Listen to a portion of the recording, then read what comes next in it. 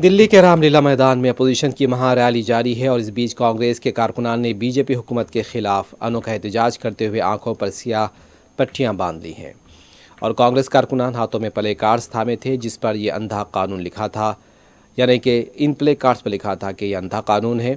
और इन play cards पर RSS को मुल्क के लिए खतरा और ईवीएम हटाओ और मुल्क बचाओ के नारे भी दर्ज थे।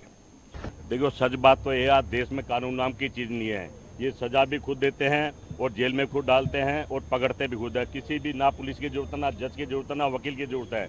और हालात देश के बद से बदतर हो गए हैं। किसान, महिला, मजदूर, हर आदमी दुखी है और कहते हैं 400 पार वोट कौन देगा? क्या नेपाल, बांग्लादेश और भूटान से एमपी लाएंगे? कहने के मैं समझता हूँ लोकतंत्र की हत्या हो रही है। पूरे देश को जागना चाहिए। अब मत दो राहुल गांधी या कांग्रेस को वोट, पर देश हित में आप देश को बचाने की बात तो करो।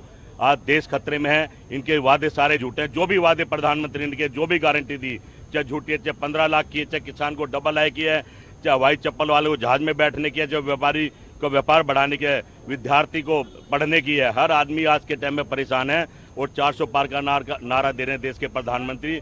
बड़े दुख की बात है। इसके विरोध में पूरा देश आज इंडिया गठबंधन की रैली पर पूरे देश में विरोध काली पट्टी बांधकर लोग निकल रहे हैं।